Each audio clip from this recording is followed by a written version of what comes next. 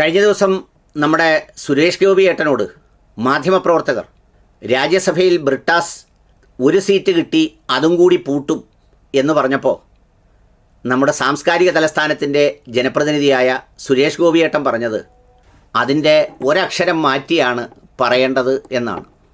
ആ ഒരക്ഷരം മാറ്റിയാൽ എന്താണ് സംഭവിക്കുന്നതെന്ന് എല്ലാവർക്കും അറിയാം. അത് മാറ്റി ഞാൻ പറഞ്ഞാൽ നമ്മുടെ സാംസ്കാരിക നായകന്മാരായ ജയശങ്കർ വക്കീൽ അടക്കമുള്ളവർ എൻ്റെ ഒരു സാംസ്കാരിക നിലവാരത്തെക്കുറിച്ച് ചിലപ്പോൾ വീഡിയോ ചെയ്ത് കളയും. അതുകൊണ്ട് അത് ഞാൻ പറയുന്നില്ല. സുരേഷ് ഗോപിയേട്ടൻ തന്നെ അഭിനയിച്ച ഒരു പഴയ പടമുണ്ട്, അക്ഷരത്തെറ്റ്. അതിലൊരു പാട്ടുണ്ട്.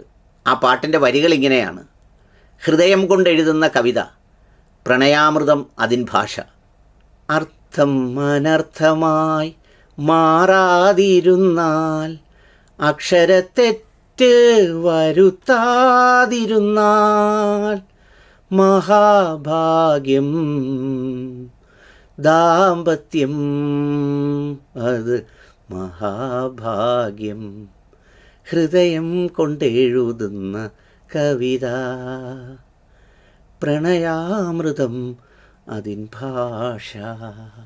ഇങ്ങനെയാണ് ആ വരികൾ. അതിൽ പറയുന്നത് അർത്ഥം അനർത്ഥമായി മാറാതിരുന്നാൽ, അക്ഷരത്തെറ്റ് വരുത്താതിരുന്നാൽ അത് മഹാഭാഗ്യമെന്നാണ്.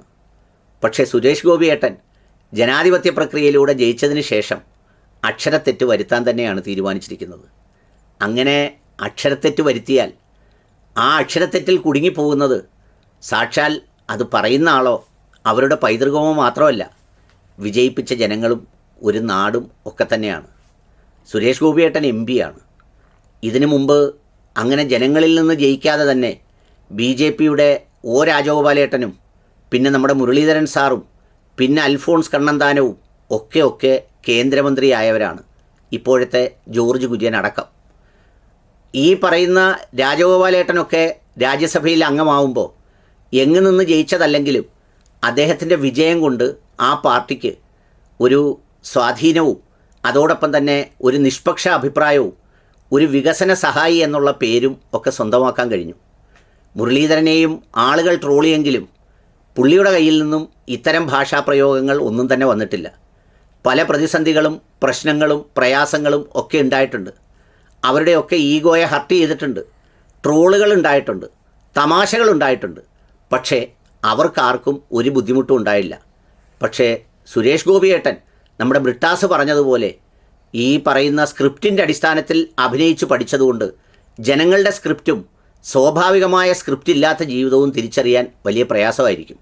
പണ്ട് നമ്മുടെ അഴീക്കോട് മാഷും സിനിമാ നടന്മാരുമായി ഒരു തർക്കമുണ്ടായപ്പോൾ അഴീക്കോട് മാഷ് പറഞ്ഞ ഒരു സംഗതിയുണ്ട്. അഴീക്കോട് മാഷ് അദ്ദേഹത്തിൻ്റെ മുടിയിൽ പിടിച്ചിട്ട് പറഞ്ഞത്, ഇതെൻ്റെ മുടിയാ, എൻ്റെ മാത്രം മുടിയാ, ഇത് വെപ്പ് മുടിയല്ല എന്നാണ്. അതിന് മറുപടി പറഞ്ഞ ചില മരണപ്പെട്ടു പോയ സിനിമാ നടന്മാർ, ഞാൻ പേരൊന്നും പറയുന്നില്ല, അവരൊരു 10 മിനിറ്റ് പത്രസമ്മേളനം നടത്തിയപ്പോഴേക്കും ആളുകൾക്ക് സുകുമാർ അഴീക്കോട് ആരാണെന്നും ഈ പത്രസമ്മേളനം നടത്തിയ ആരാണെന്നും വളരെ പെട്ടെന്ന് വ്യക്തമായി. ജനങ്ങളത് അടുത്ത ഇലക്ഷനിൽ തിരുത്തുകയും ചെയ്തു. പിന്നെ ആ അബദ്ധം കാണിച്ചിട്ടുമില്ല. അതേ അബദ്ധം തന്നെ കൊല്ലത്തെ ജനങ്ങൾക്കും പറ്റിയെന്നുള്ളത് മുകേഷിലൂടെ ഇന്ന് ബോധ്യപ്പെട്ടു. അതിൻ്റെ 3ാം അംഗമാണ് സാക്ഷാൽ സുരേഷ് ഗോപിയേട്ടൻ നടത്തിക്കൊണ്ടിരിക്കുന്നത്. മാറി നിൽക്കാനും ഷൗട്ട് ചെയ്യാനും നിങ്ങൾ ആരാണെന്നും ഒക്കെയാണ് പ്രസ്താവനകളും പ്രകടനങ്ങളും. ടിനി ടോം അതിൻ്റെ ഭംഗിയോടെ ആ രംഗം പുനരവതരിപ്പിക്കുകയും ചെയ്തു. അതുകൂടി ഒന്ന് കണ്ട് നിങ്ങൾക്ക് പിരിഞ്ഞു പോകാം. എന്തായാലും തൃശ്ശൂര് ബന്ധപ്പെട്ട ഒരു സ്ഥലമായതുകൊണ്ട് തൃശ്ശൂര് ബന്ധപ്പെട്ട ഒരാളുണ്ട്, അദ്ദേഹം ഉണ്ടായിരുന്നെങ്കിൽ നന്നായിരുന്നു. കാരണം അങ്ങനെയാണെങ്കിൽ പറഞ്ഞേനെ, നിഖായൻ എനിക്ക് വേണം, നിങ്ങളതെനിക്ക് തരണം, അങ്ങനെ പറഞ്ഞിരുന്ന ആള് ഇന്ന് കാലത്ത് ഞാൻ മൊബൈൽ എടുത്തോണ്ട് വരുമ്പോൾ നിങ്ങളൊക്കെ ആരാ മാധ്യമോ? എനിക്ക് ജനങ്ങളോടെ പറയാനുള്ളൂ, നിങ്ങളോടൊന്നുമില്ല. ഈ പള്ളിയിലൊക്കെ കുരിശൊക്കെ പിടിച്ചിരിക്കുന്ന പോലെ ഇപ്പൊ അങ്ങനെയാണ് അദ്ദേഹം. ആരാണത്?